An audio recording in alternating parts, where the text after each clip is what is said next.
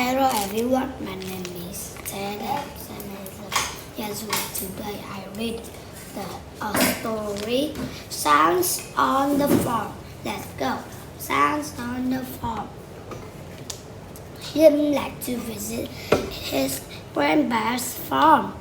Early in the morning, he hears the rooster crowing. Quack a doo-doo-doo. Jim closes his eyes and tries to go back to sleep. But then he hears a loud moo. That's the cow. Bah, bah, bah.